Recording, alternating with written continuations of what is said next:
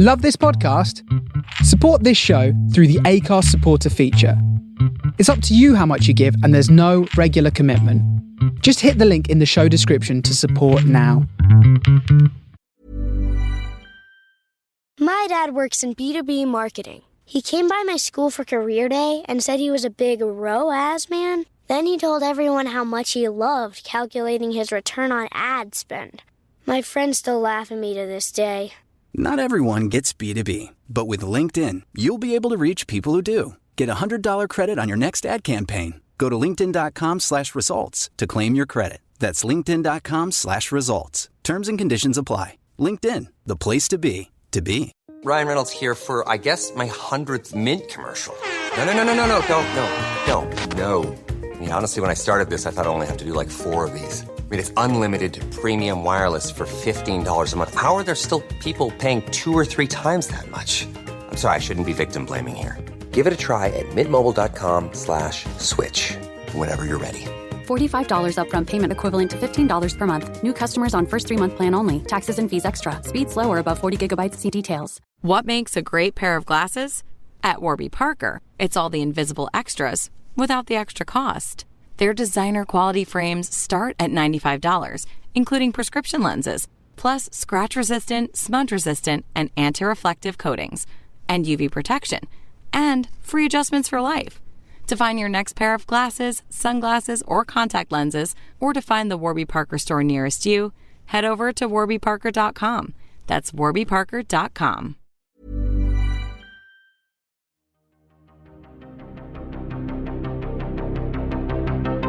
This is Writers on Film, the only podcast dedicated to books on cinema.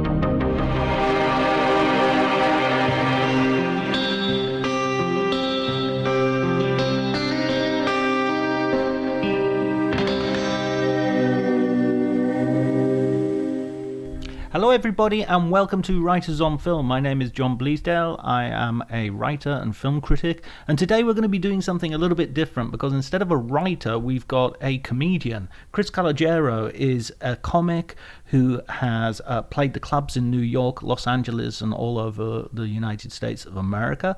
He is also an actor, and he has produced a series of videos that I first came across on Twitter of him nailing various movie cliches in a hilarious manner. I'm going to put some links on the show notes so that you can click to his site and see them for yourself, but they've got the attention not just of me but people from the New York Times and Funny or Die website, and I think he's a really smart guy. I thought it'd be really interesting to have a conversation with him about movies, about his passions, about what inspired him to do these videos, and generally about comedy and movies as well. So I hope that you enjoy the conversation. I'm sure you will, and if you do, please remember to spread the word on the social media as far and as wide as you can go. We're still on Twitter at Dr. Jonty, DRJONTY, but you can also find me on Instagram and increasingly on Threads, so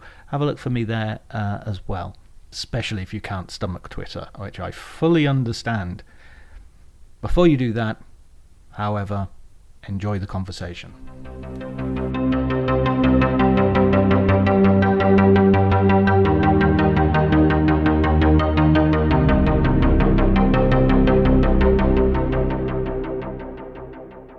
You're in Los Angeles, right? I am. I'm in LA. I've been here for about 2.5 years now. And you coming from New Jersey? From Brooklyn, actually. Yeah, so Jersey by way of Brooklyn. Moved there because I moved to New York because of comedy, basically. Right. And my now wife had a job in Miami, and then she was coming back up, and so we just moved into a place in Brooklyn together. And so you sort of started out in New York in the comedy scene before moving out to LA. Yeah, so I started in comedy. I started comedy in New York, down in the West Village, way back in 2007. So I've been at it for a while. But yeah, I started in New York, which is a funny place to start because, it's like starting a video game level on hard. It's just, you're just like right in the middle of it. You got such incredible competition, I imagine. Well, it's funny because it's both.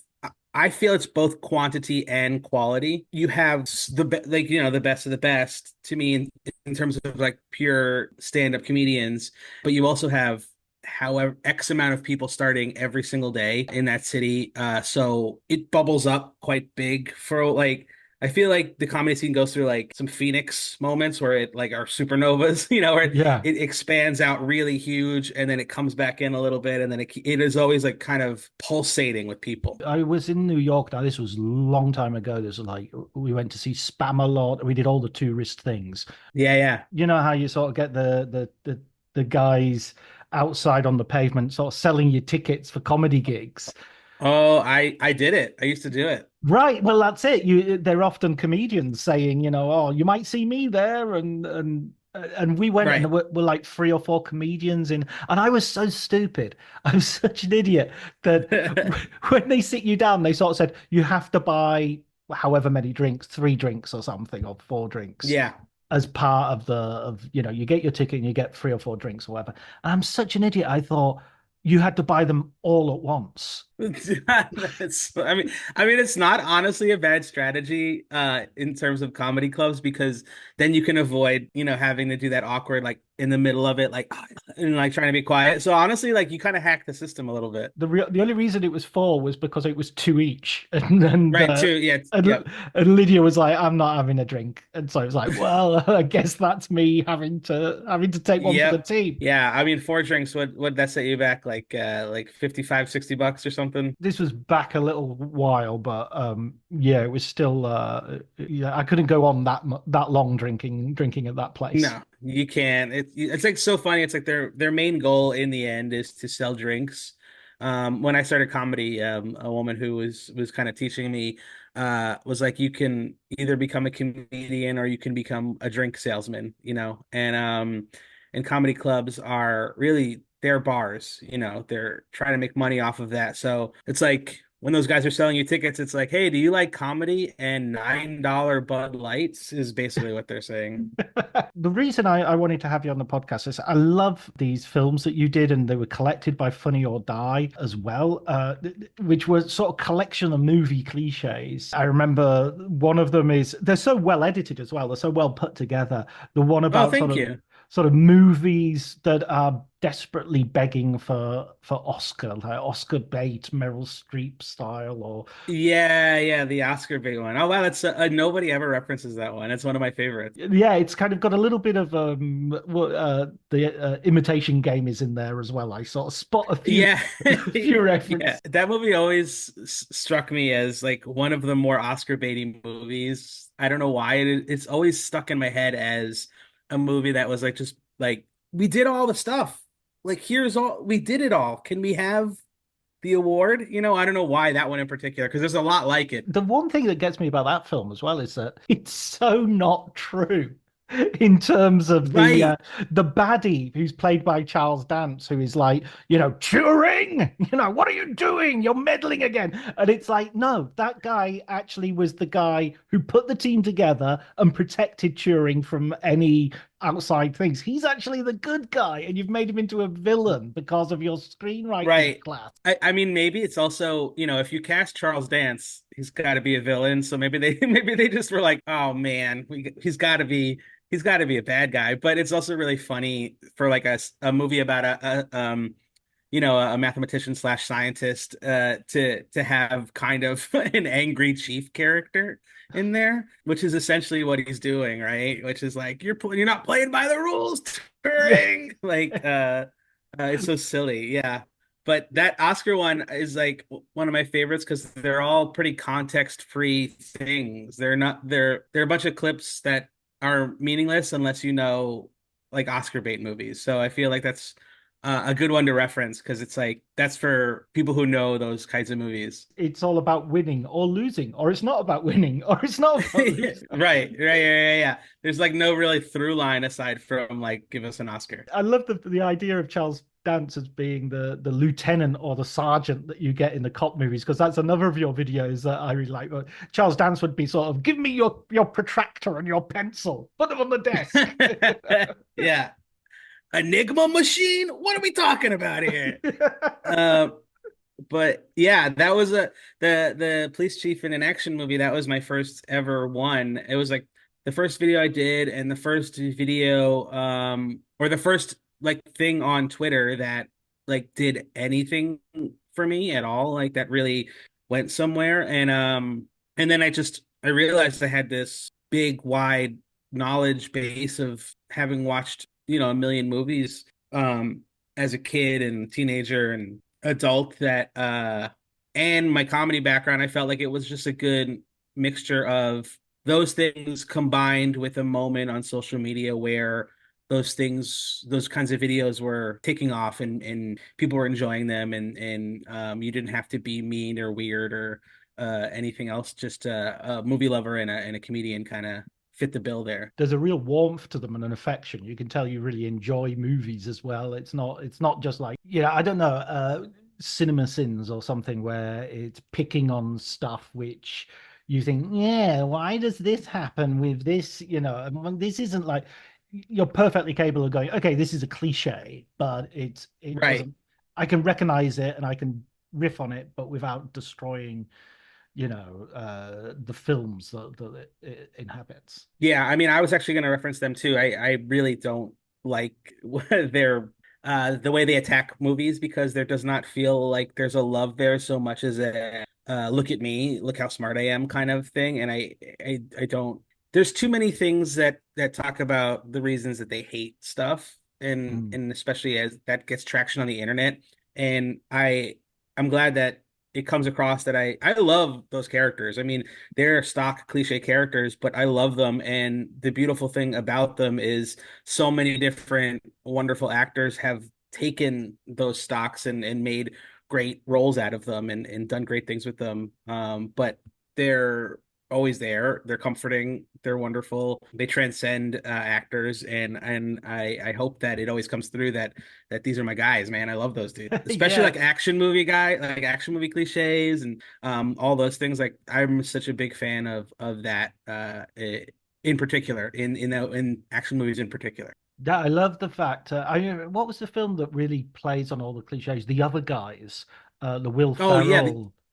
That yes. really sort of like the whole thing about the explosion and usually people are sort of like very brush off an explosion. They're like, my eyes, my Yeah. eyebrows. Yeah, the movie's really great at that. That and Hot Fuzz are like a great double feature for like lovingly acknowledging but also playing up the stereotypes of and cliches from action movies. Because they do attack them with a respect and a love, and I appreciate that. Well, did a tweet earlier today about Alien Romulus, and then I felt a bit guilty about it because it was a similar sort of cinema sins thing, and I've written screenplays in the past, and there's this thing that annoys me a little bit when I see it, which is where people establish everybody's relationship in a scene and they go, oh yeah, you know my crazy brother, oh get out of here my sister, and and it's like, okay, but there's another bit of me that goes, that's a really economic way of just establishing who everyone is immediately rather Yeah. than, or you get it in period films like True Stories where somebody is like, Mr. Gauguin, meet Mr. Van Gogh, you two should get Yeah, along. yeah.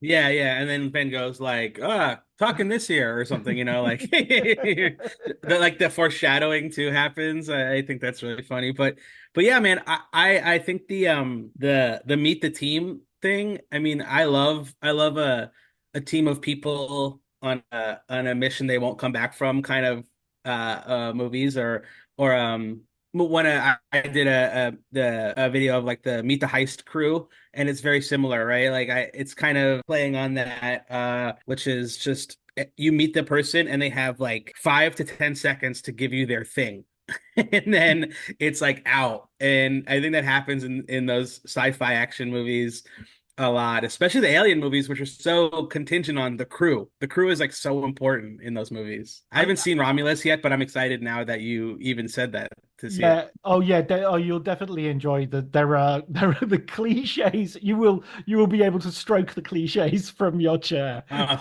I love it.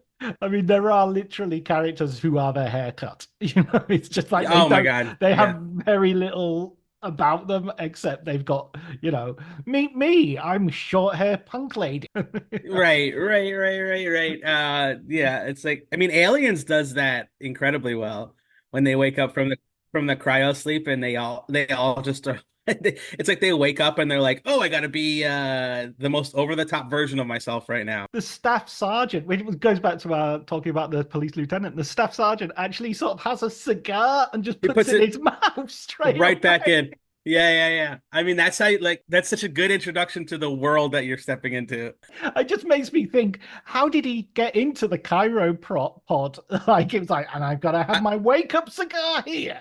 yeah, I like to think that there was like also a little cryopod inside the cryopod that was just cigar size that he also like he put the little cigar inside the cryo case and then they both opened at the same time. Cryo humidifier for for Yeah, the yeah, yeah. cigar. So, but what was your what's your love of movies? What was your first sort of experience? How did you get into them? Well, yeah, my dad, I had a dad, I have a dad who just didn't care if I watched R-rated movies, so would show like we would see like so many movies and going to the movies every weekend it was like important and seeing the new releases because my dad was into them and I just really got into them and I feel like the one that clicked in my brain that was like, oh, I love movies was he rented Raising Arizona when I was a kid and watched it as a new release. And I just remember thinking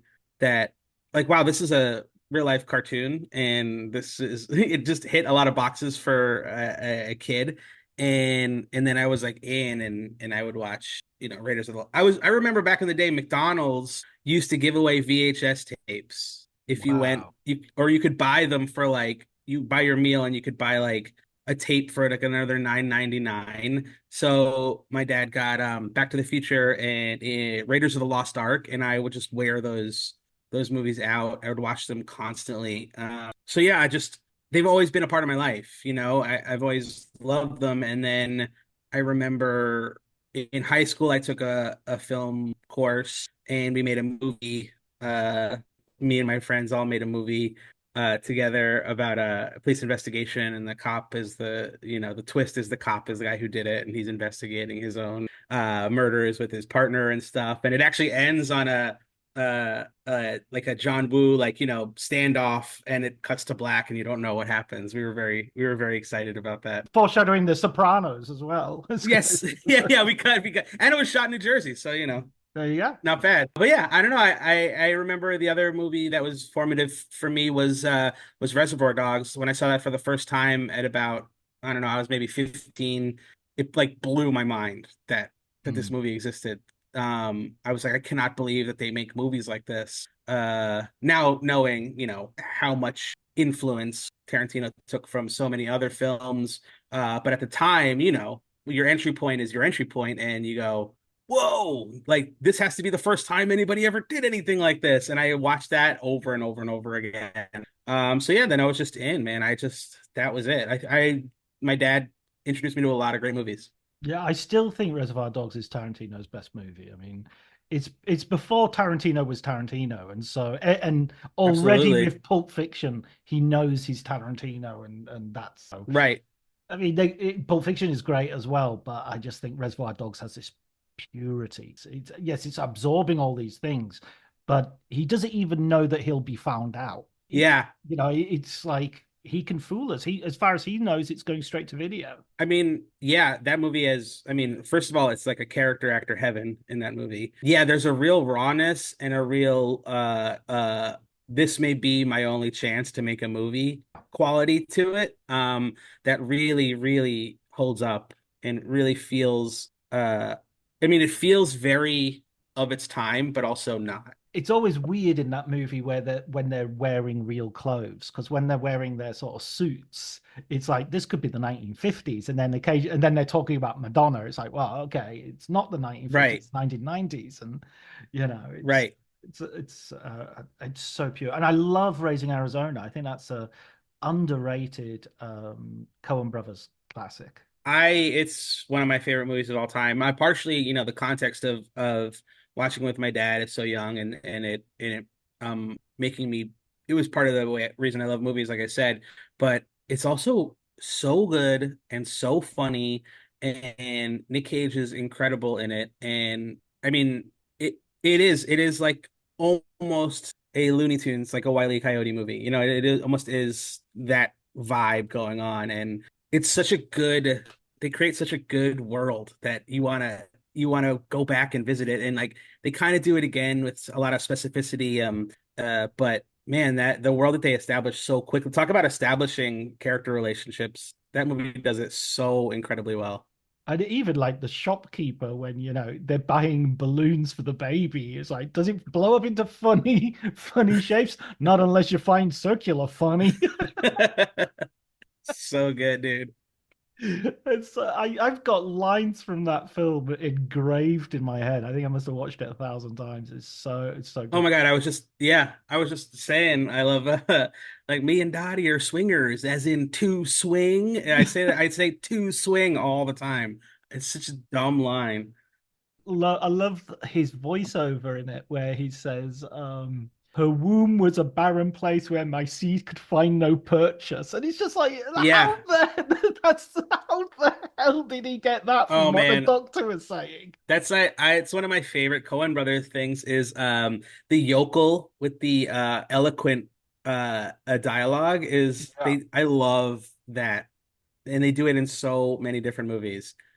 I Yeah. mean, Oh Brother, Where Art Thou, all three of those guys are speaking in that way, but they're just like I said, they're yokels and they talk like they've been like formally educated. I interviewed Tim Blake Nelson recently, and he was sort of Oh, like, cool. he was saying that his whole career he owes to the Coen brothers because he said because they decided to cast gargoyles. So Yes, man. We got to keep casting the gargoyles, man. I was just talking about this with somebody, we can't lose our politely, to put it politely, faces full of character well, actors. to go back to Alien, I mean, you look at Alien, you got Harry Dean Stanton, Yaphet Kotto, John Hurt, Ian Holm. I mean, they all look very distinctive and different. Of course, Right. Sigourney Weaver, it looks amazing, and Tom Skerritt probably is the only other one who's sort of like an amazing looking guy.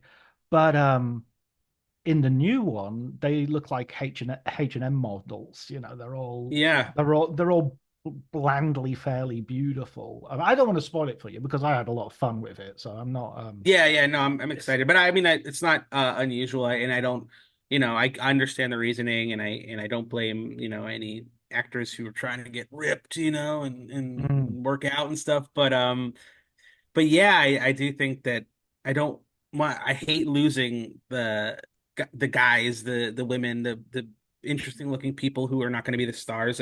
I got really upset when and he was great in it. But Colin Farrell as the Penguin, I was like, mm. come on, that's for an ugly man. Or give us somebody with some character. And like I really enjoyed what he did with it. I'm sure the TV show will be good, but I was like, you could save on this prosthetics by just casting an Uggo, just Yeah, do it. I mean, Richard Kind is right there. Yeah, exactly. I'm not I mean, saying, but he just looks like Richard Kind. I'm not saying that Richard Kind is an ugly man, but no, yeah. And when I say ugly, I mean Hollywood ugly, like these are normal looking people who just are able to get roles. I recently watched The Taking of Pelham 123, the oh original. right, And yeah.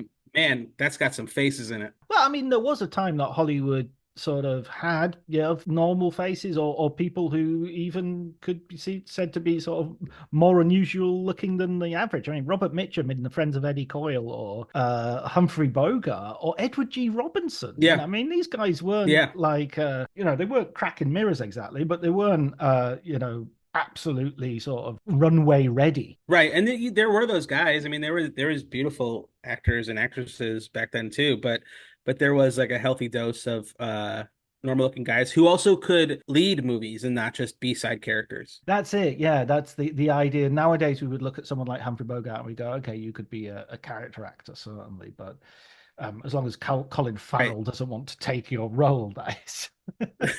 Maybe he's coming for all of them, man. I do love him, but yeah, give Me too. break, man. It was someone so funny when they cast him as the Penguin. I was like, well, that's a new take. And then I was like, oh, well, they're just gonna throw a bunch of prosthetics on him. Oh, okay. Yeah, there you go.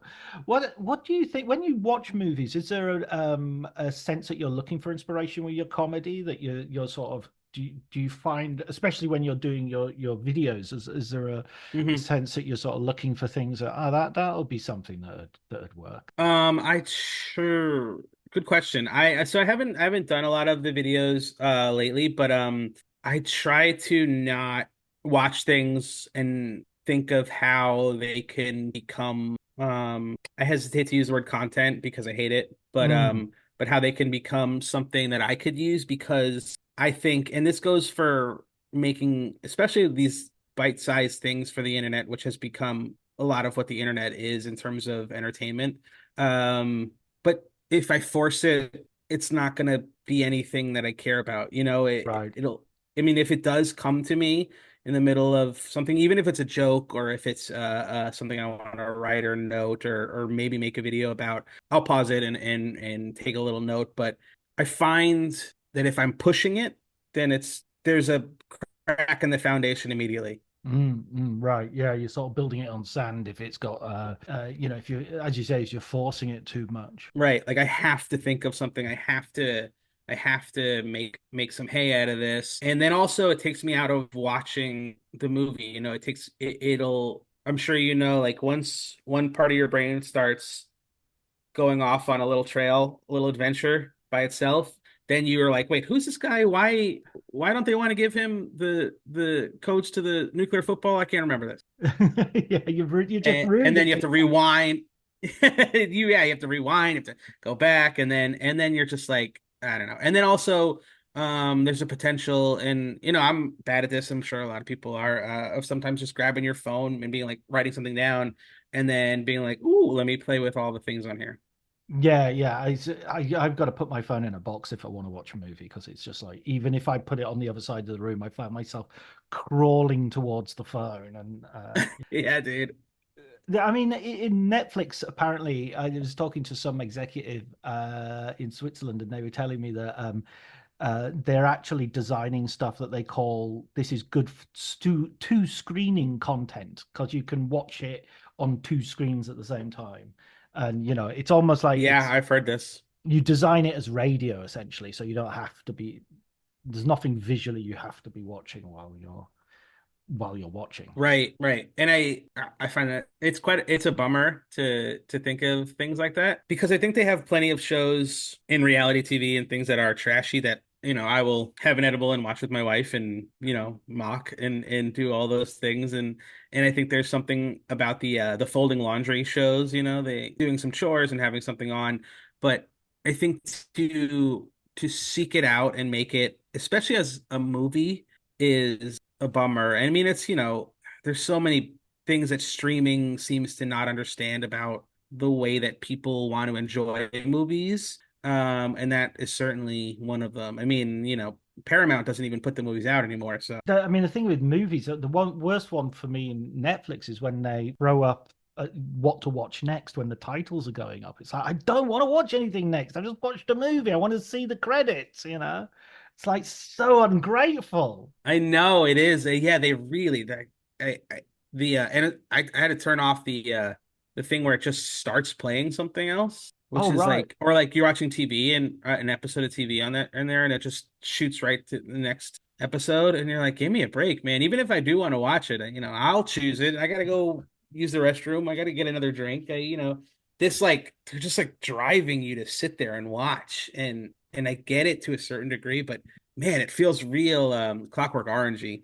Yeah, clock. And I loved the piece you did about the guy who misapplies George Orwell to everything. This is Oh so yeah. Orwellian. This is why is it not, my toast is burnt. What? This is like a dystopia by George Orwell.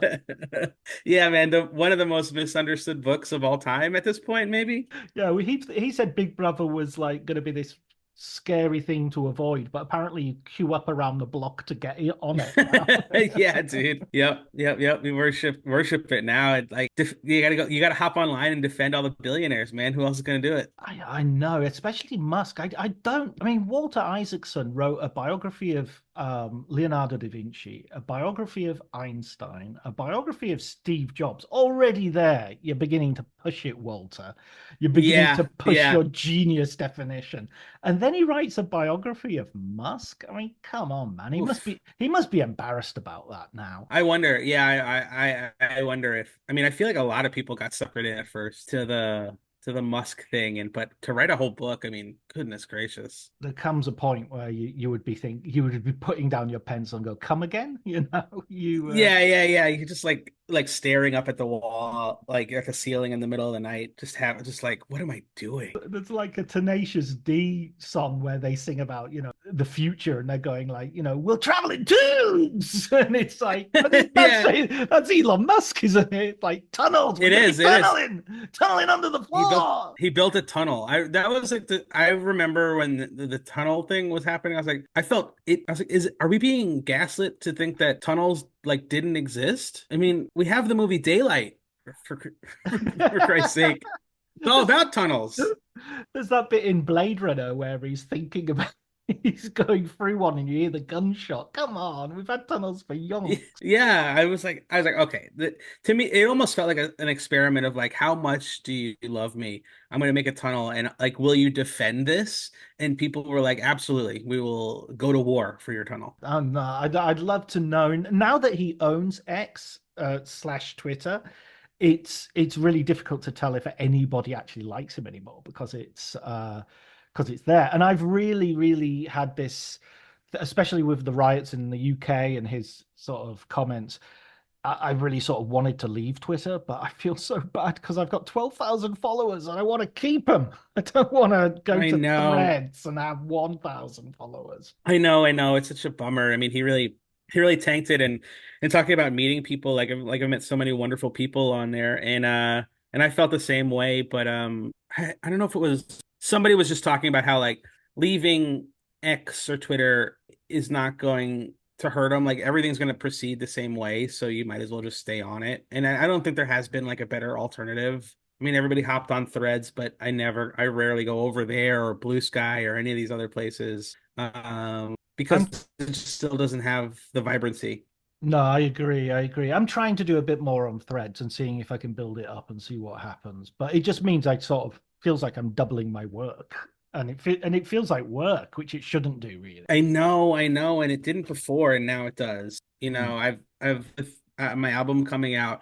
I've promoted it on all the things, and I put it on one thing, and then I close that, and I go over to another, and I put it on there, and I close that, and I go to another, and I put it on there, and I'm like, wow, it's too much. But I mean, some people did leave Twitter. Some people just left. So you want to try to meet people where they are too. Totally agree. And I think that's the thing is if you have something to promote, like your album or my podcast for that matter, for this podcast, it will be, that's the only advertising I have is.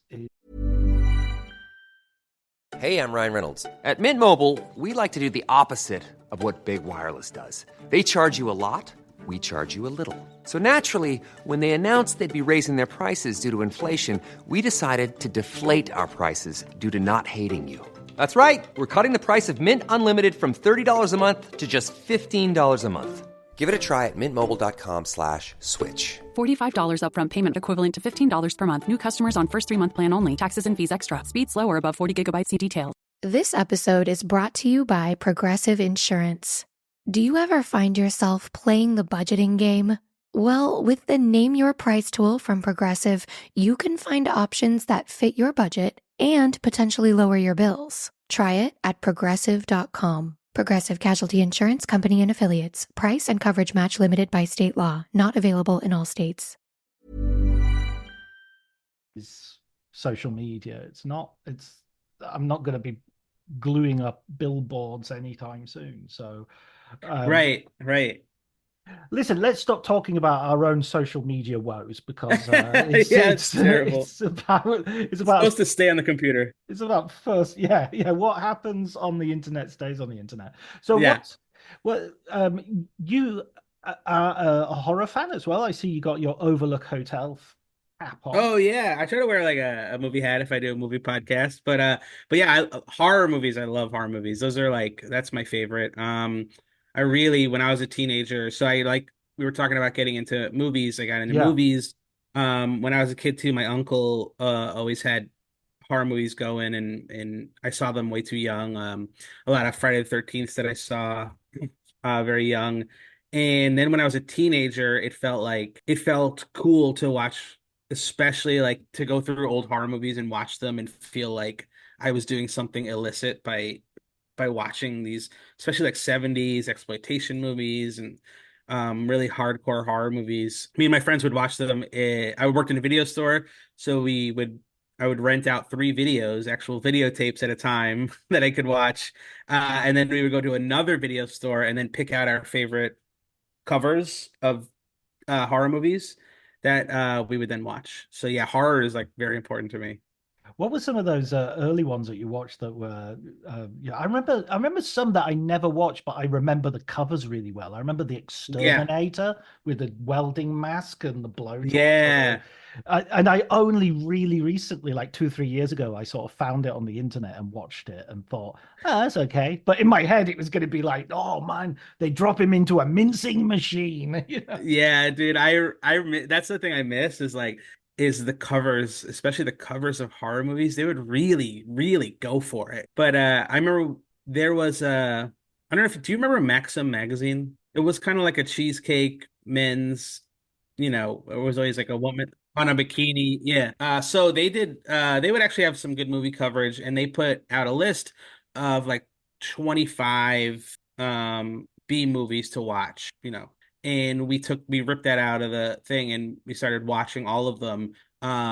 So we watched stuff like I Spit on Your Grave, which is a brutal movie. It's like a rape revenge exploitation movie. We watched that when we were 17, and I remember me and the other guys watching, just kind of silently like got up as the credits rolled and we're like, all right, see you later. Like it's just Oh, like I'm gonna not have a bath. Hug my yeah. mother, tell her I'm sorry. I Spit on Your Grave. Isn't that the one with the really inappropriate sort of like folksy theme songs? Oh, it might be. It's got a real sort of like sunshine and flowers sort of Oh, it might be, yeah. yeah, It might lovely drippy drops of rain. And right, then because it's they just really want to hammer home the innocence of this woman, right? yeah, Yeah. yeah. They're sort of like hippies on their way to New York for a concert or something. That might be Last House on the Left.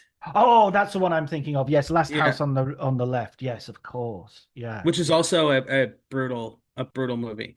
yeah. Yeah, we watched those and we watched then we got into a little bit of Argento with like Suspiria and I think a movie called Three Sisters. But yeah, name of that Argento movie now. But yeah, Uh, but we watched all those bloody movies. I think the one that most upset me from that era was Texas Chainsaw Massacre, as that's the one that stuck with me, and I watched that way too young. Yeah, I mean that movie is vicious. It is really, and it talk about like talking about Tarantino making Reservoir Dogs. I mean, Texas Chainsaw Massacre is like everything is he puts everything into that movie. And obviously they squeezed as many resources as they could down to the bone. But man, that is another like I may never make a movie, so I'm going to make the most horrifying movie. And I feel like that movie has the so many movies like take from that movie. Absolutely. I think that movie taught me something as well about like how you kill people in terms of how you kill people on screen is that you don't need to do anything blood-wise or anything. It's just like the foot of a guy who's been hit on the head sort of spasming. That's the thing that sort Oh of man, scares the shit out of you, you know? absolutely. Or even like the that big metal door whipping open being grabbed and then closed is a horrifying image. Even watching it today, that movie freaks me out.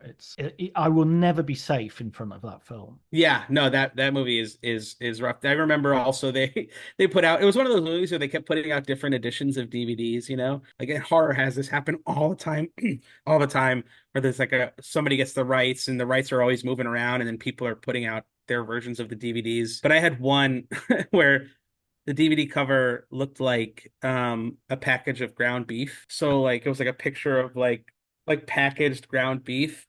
And it was such a disgusting DVD cover. For some reason, it's not like bloody or anything, but it's just meat. Because of the butcher who's basically selling it at the little petrol station that's Yeah. sort of barbecue meat and stuff. I actually went around Texas and found all those places. Oh, you did? Yeah. I mean, the house they've moved. The house is now like a fairly, bijou restaurant bar, but they have all the memorabilia and everything.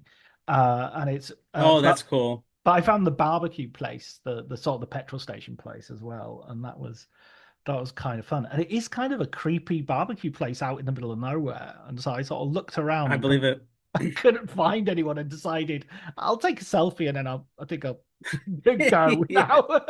Yeah, dude. Middle of Texas is a scary place. This is the beginning of my own horror movie. Yeah, I've driven through that entire state and it can get pretty bleak. Well, I was going to ask this. Do you do a lot of traveling with your comedy? I haven't done a ton. I'll be in Albuquerque at the end of this month, doing some headlining sets. I've done a little bit, and I've driven across the country 2 different times, and I've done a lot of shows and stuff in the Midwest, and things. But I'm hoping after the album comes out to do a little more traveling. Though I gotta say, like, comedy clubs are not that appealing to me, Right. for all that they have, the connotations. So I'd rather be able to do shows that I set up, you know? And going back to the horror then, Yeah. the sort of cliches that, I mean, horror is full of cliches and it's full of Oh my God, so full of it. what's your sort of favorite horror movie cliches that you kind of spot? Oh, I mean, I love the character who excitedly talks about the people who have been butchered. You know, Mm. as it, like if like especially like in high school slashers, the person who like breaks the news that somebody died and they have no compassion when they're saying it. It's Oh, just oh my God, it's did you hear just what happened to Deirdre? yeah, it's the best. It's like that's my favorite. It's one of my favorites. I did a video about this, but the disgusting coroner is one of my favorites. Oh, is The it guy who's eating? like eating a sandwich, like, and there's bodies and he's disgusting and everything is like out of order and he's like the cops are looking for like one specific thing and he's just like going through stuff while like bodies are over there. Then there's the cousin to that is like the horny like EMT, you know, who's like, whoa, she was hot, you know. There's a lot of sexual weird cliches in horror movies because it's so tied to like sex and sexual exploitation and violence and all that stuff. So it's always, I mean, so many of the cliches are people who have seemingly no ability to have tact in a situation where somebody has just been brutally murdered. One of the cliches I always think is funny from anything that is procedural is when they're doing something which is really highly unusual, but it's like put the cassette in that we always play when we're doing this, and and it's usually because a beginner is there and like, oh, what are we Yeah. doing? Strap up, and Yeah. the biggest example of this I've got is Philip Seymour Hoffman in the original Twister. Is like they're going to chase a hurricane and not a hurricane, a twister.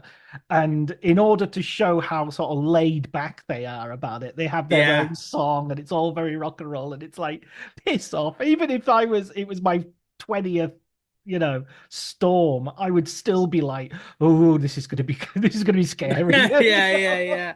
No, I love it. And you're right, it's always for the benefit of like the new person, the Jamie Gertz or something who happens to be there. It's yeah, I love that too. And that's such a good one. I also love the guy in a horror movie who just comes in midway through and has the answer to everything. Oh, like an exposition dump sort of. Yeah, just like he's like, what did you guys do? Oh, you went in the basement, you played the music box, and then when you played the music box, you didn't say the little three words after it, and now, of course, everybody's dying, and he's like mad at you for not knowing this for some reason. Yeah, of course. Haven't you been to the occult library the way I Right, have?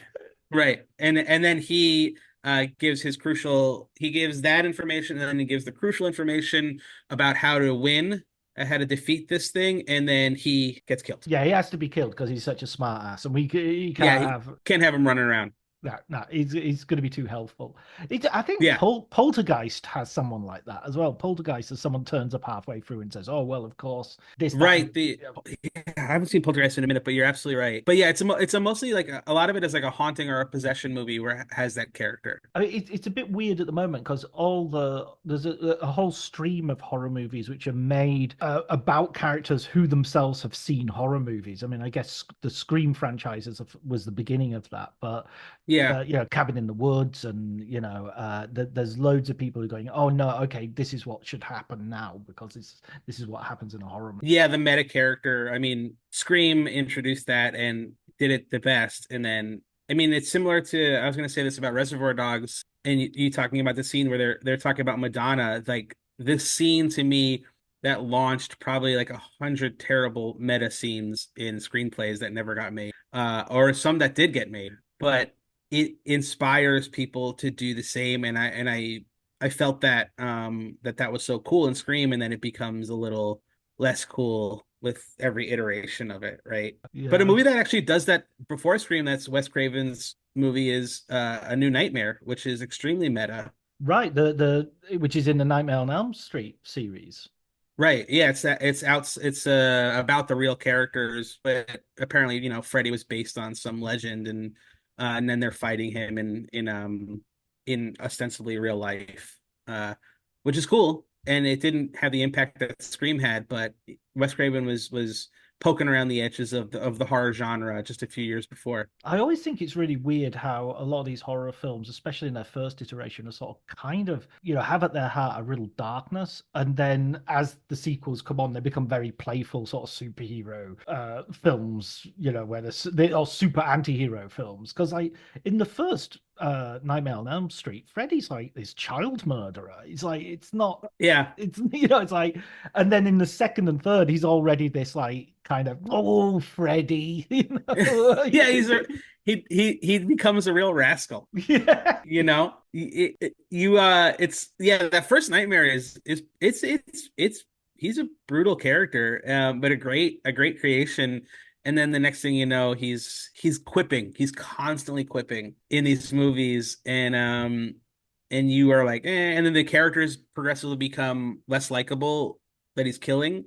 I feel like because they kind of know the audience is now rooting for Freddy. Which then leads up to something like Dexter, where you have a serial killer, the contortions that have to go into Dexter to make him Oh sort my of God. like, oh, he's an anti-hero hero. He's a hero anti-hero. It's like, The, oh, come on, man. the serial That's such killer a that kills dumb. serial killers. Yeah. Oh, it's such a stupid idea.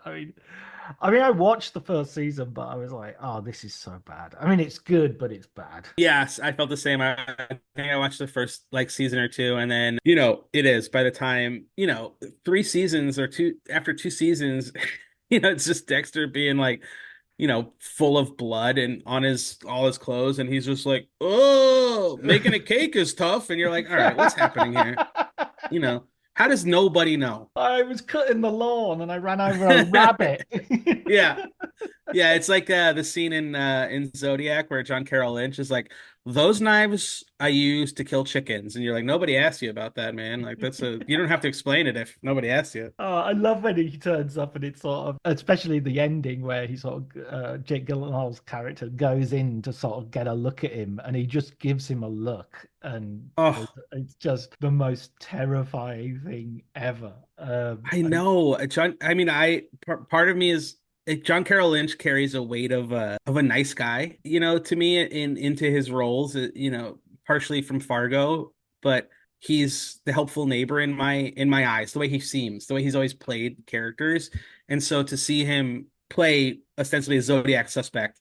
But yeah, that look at the end, I don't know how he curls his face into that look, but it's so amazing. It is. It's absolutely. I mean, and you're absolutely right. His as Marge Gunderson's husband in Fargo, he's the nicest guy in the world who gets up to make her a breakfast because you're Yeah. gonna need a breakfast. You're gonna need a breakfast, Marge. You know. Yeah, he's the guy, and he's trying to create a painting for a 10-cent stamp, and like he's just like this beautiful, sweet Midwestern man. Yeah, absolutely gorgeous characterization. Again, everything comes back to the Coen sooner or later. I know they are my I think my favorite overall filmmakers. Yeah.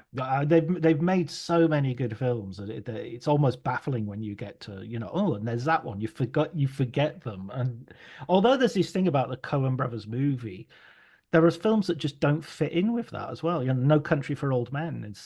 It doesn't Yeah. strike me. It's not a Coen brothers movie. It strikes me as just a movie. Yeah, no, I you know. agree. I agree. I mean, I think they put some of their touch into it, especially with a lot of the eccentricities that the characters have, like fit in well with their world. But yeah, I mean, they went out of their way to say that they just basically filmed the book as much as they could. Yeah, yeah. Well, it was. I mean, the book, Combat McCarthy's novel, was initially a screenplay, and then he couldn't get it made or sell it as a screenplay, so he turned it into a book. And if you read the book, it's just like he said, she said, with lots of dialogue. Yeah. It's not done much to make it into a novel, and it's brilliant. It works. Yeah, no, That's all you absolutely. need. I mean, talking about cliches that, in terms of cliches you love or taking them and reworking them, I think the Coen brothers do that with Miller's Crossing. I mean, that Mm. in the hands of another people, that's a pretty run-of-the-mill gangster flick, but they take all the gangster movie cliches and just Coen them up like crazy, and then you get something different, familiar but different, you know? Yeah, what's the rumpus? Even all the language has this sort of beautiful.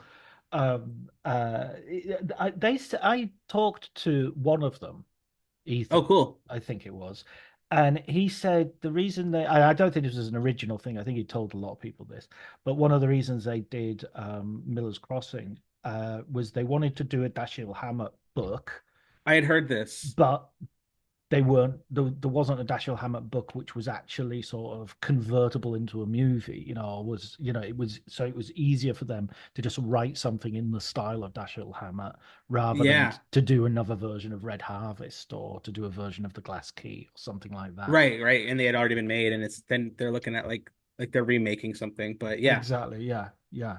Oh yeah, So that's awesome. I mean, that movie is outstanding. yeah, it's one of my favorites, and Gabriel Byrne as well is so good in that. It's like Oh, he's incredible. at his sexiest. I mean, I quit. Yeah, he's good, man. And Turturro, I love him in that movie. The look into your heart, the begging for his life. I mean, again, such a cliche, but the way Turturro just like goes for it is again, another great character actor taking something and just taking a cliche and making it their own.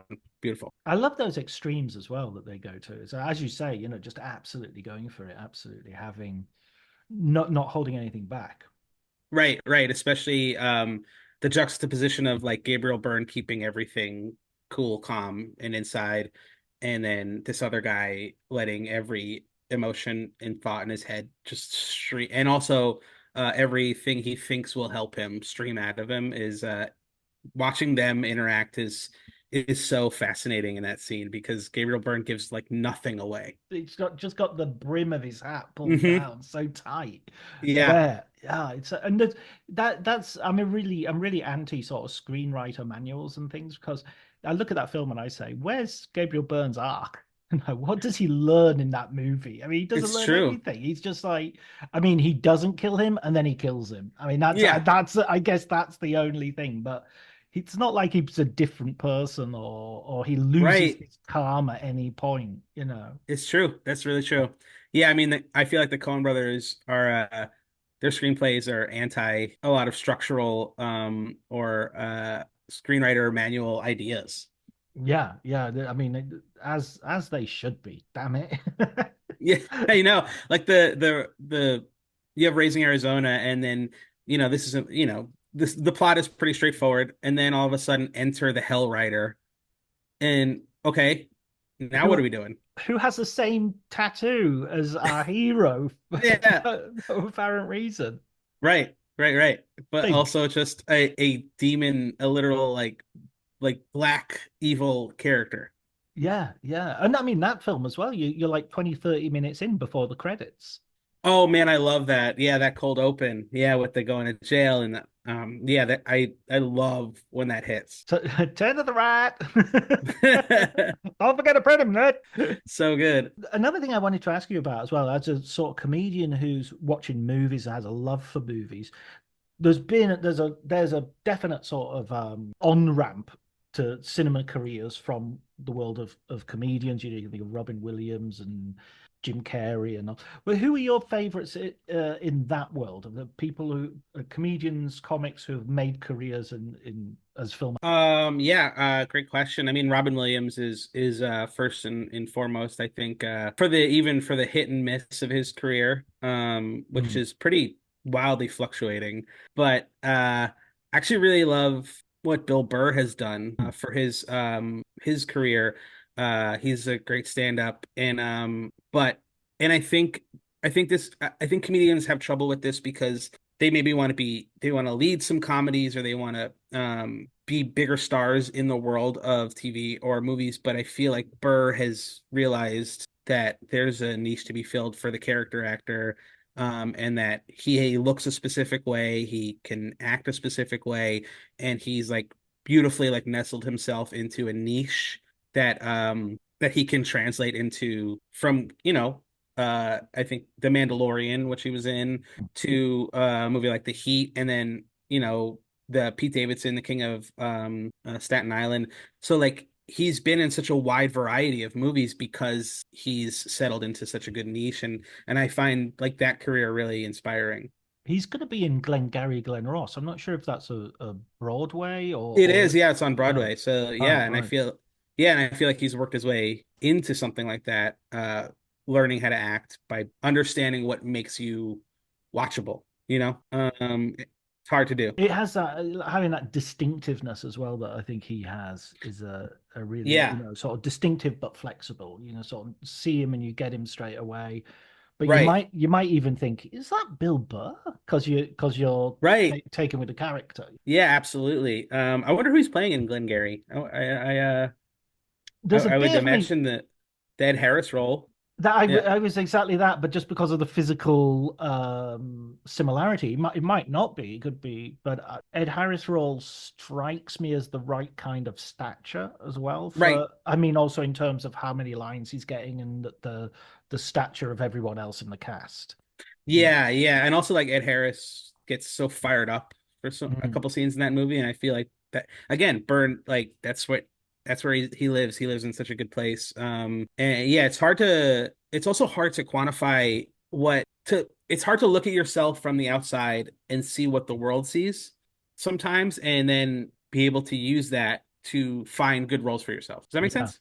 Yeah, exactly. See what you have to offer and not just sort of like I can do anything. Yeah, because the instinct is I want to do that. I want to be the star. I want to do this. I want to, uh, yeah. But it takes a lot of like self-awareness and a little bit of like humbling yourself to understand how you're perceived. And still maintain the possibilities. You don't want to sort of ruin yourself for comedy either. You want to have Right. go back to that as well whenever you can. I mean, I was joking when I was suggesting some things in the email. I was joking about Andrew Diceman. Yeah, Andrew Dice Clay. Andrew Dice Clay. I don't know where I get Diceman from. Oh, Luke Reinhardt. It's a novel, isn't it? I was thinking of Andrew Dice Clay, but then again, he shows up in A Star Is Born, and he's actually really, really good. Right. I mean, I think he's a good example though of like of a person who had the pop culture in the palm of his hand for a second and decided to make The Adventures of Fort Fairlane, God, yeah. and it's a huge bomb and it kills his career.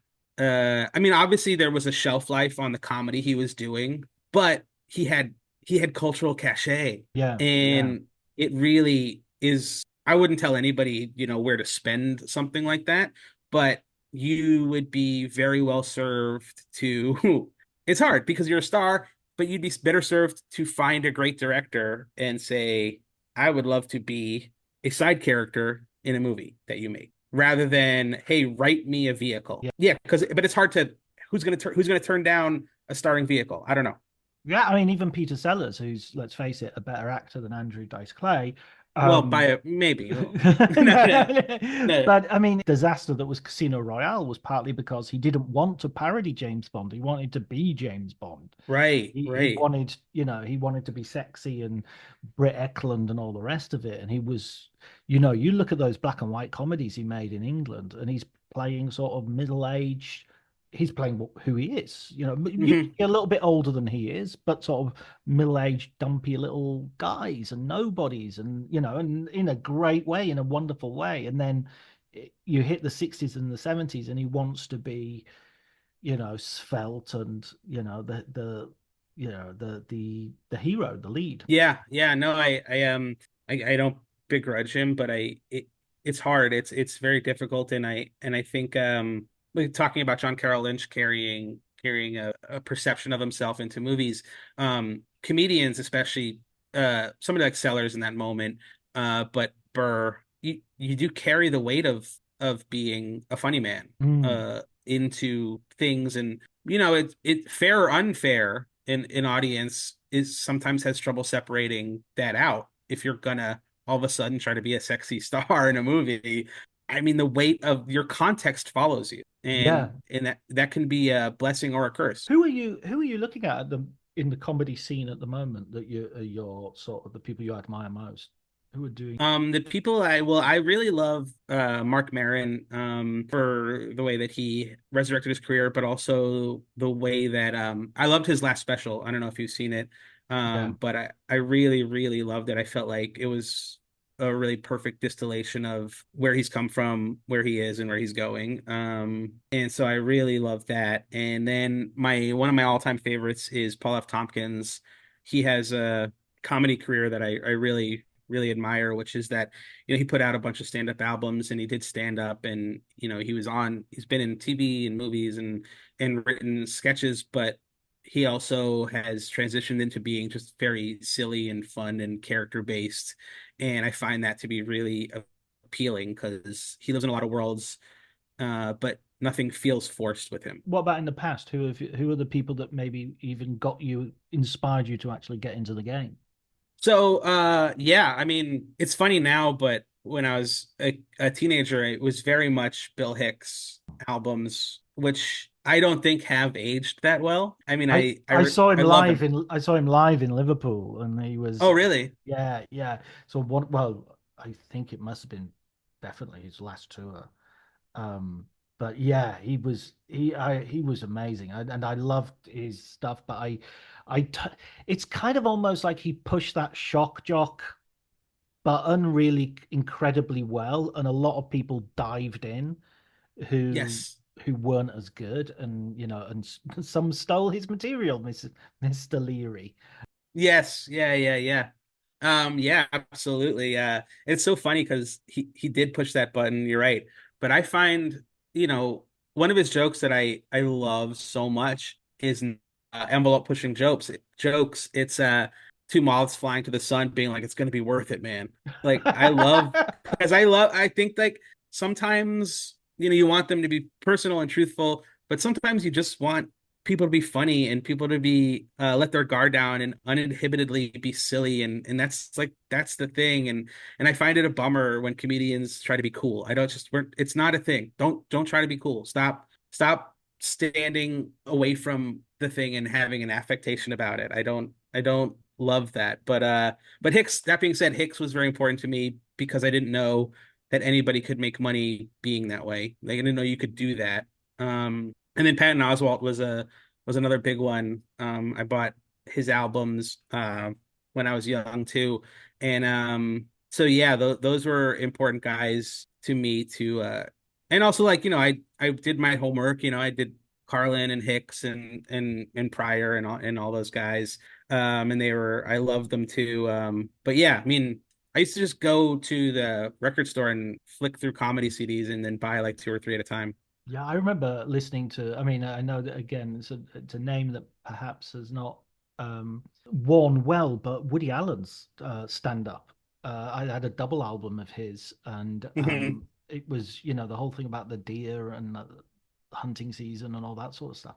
It's just some of the best. There's a joke that he has on there, which is I was playing vibes at a party and a woman came up to me and she says, "Hey, what are you doing?" And I said, "I'm playing vibes." And she said, "Why are you playing vibes?" It helps me to sublimate my sexual tension. And she says, "I know a way of I also know a way of sublimating sexual tension." And I go, "Oh, gee, a girl who also plays vibes."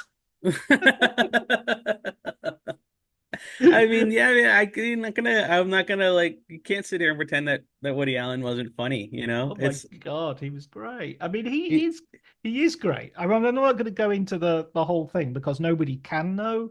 So right. I'm not going to argue the merits of it here. No, But no, no, no. But I totally understand you. the jokes, his prose, his short stories, and his stand-up, I think it's kind of like probably his least known of his many talents, as many things that he's done. Yeah, yeah, it definitely did get forgotten. I mean, there are those guys who use stand up as a jumping off point and then kind of never really go back to it much or ever again. I mean, Eddie Murphy, I think recently came out and said that stand up is just not a thing that he cares to do ever again. And when I started, and I don't know if this was always going on, there was always a rumor that Eddie Murphy was going to start doing stand up again. Right, And right. oh, he's gonna be doing stand up. He's gonna be doing stand up. And I think Eddie Murphy is he's a very weirdly to me self-possessed guy. Like he's very seemingly happy with the way that his career in life is going, has gone. He doesn't ever seem to. He does what he wants when he wants. Yeah, I auditioned for that new Beverly Hills Cop movie. Oh, really? What Yeah, yeah. happened? What was I mean I didn't get it, but it was it was the biggest thing I ever auditioned for. Oh, wow. Oh, Yeah. wow. Oh man, I hope you what is that something you're looking for in the future? You're looking to get into the movies? I would love to. Yeah, Yeah. it's a real dream of mine. Yeah. The album coming out was a real dream, and I'm gonna have that being coming out. So my next real, like, the thing that I really really would love is to get into a movie. I think it'll happen. I'm pretty Thank sure. you. I'm manifesting it. I'm Thank manifesting you. it. Even though I had a friend recently who told me about manifesting, and she said, what you have to do is lie on a bed and manifest that there's money on the ceiling. And I was like, okay. So couldn't you? Do you have to manifest as a ladder as well? Yeah, you Go and do. get the money. You do, or something with like one of those sticky ends on it. You just Get off. yeah. Yeah, I had a person tell me that the way to manifest was right before you go to sleep, you think of a moment that you want to happen, and you do that for like 6 weeks. But What? That's too long before going to sleep, surely. yeah, yeah. I know. That's what I said. So yeah, I'm not sure. I just think maybe planning and sort of doing stuff, writing letters, sending your CV and your headshots might be better. I know. I think it would actually be better to just walk it around Hollywood with like a 500 headshots. And going to parties and bumping into people and all that stuff. The hard work, the shoe leather. Yeah, absolutely. I'm honestly going to parties and meeting people is a good way to do it. Yeah, I've got all my best jobs from basically mingling with people when they're drunk. Yep. Getting them, charming them, and getting them to Absolutely. not on purpose, but No. Sometimes it just happens. Brilliant, Chris. Well, when's the album out? And what's the title so that our listeners can get it? The album is out August 29th, and it is called Husky Boy. Husky Boy, wonderful. And yeah, I've listened to it already. I really loved it. I really loved the thing about different bits of your body that you're allowed to touch, which was thank you very much. One of many bits that I enjoyed. And if you haven't had the opportunity of you should follow Chris on Twitter at Real Chris Cal. There you go, and you will find some of his. I'll put a link up on the show notes as well. Thank you. It's been a real joy talking to you, Chris. I really appreciate it. Thanks so much, John. This is awesome. I could talk to you about movies all day.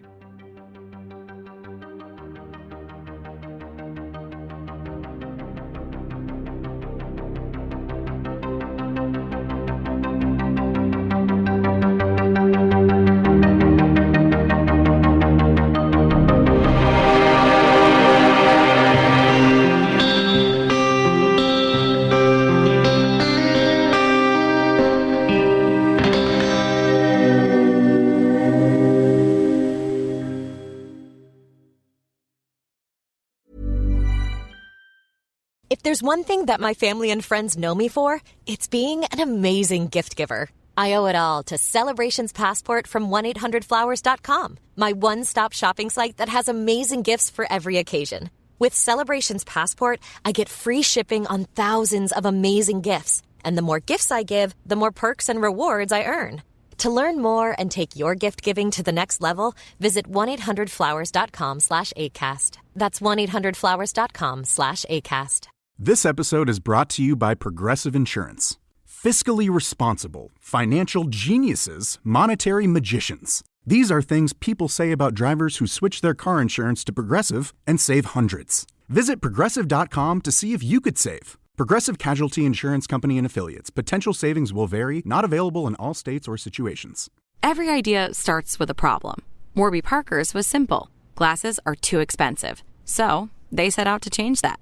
By designing glasses in-house and selling directly to customers, they're able to offer prescription eyewear that's expertly crafted and unexpectedly affordable. Warby Parker glasses are made from premium materials like impact-resistant polycarbonate and custom acetate. And they start at just $95, including prescription lenses. Get glasses made from the good stuff. Stop by a Warby Parker store near you.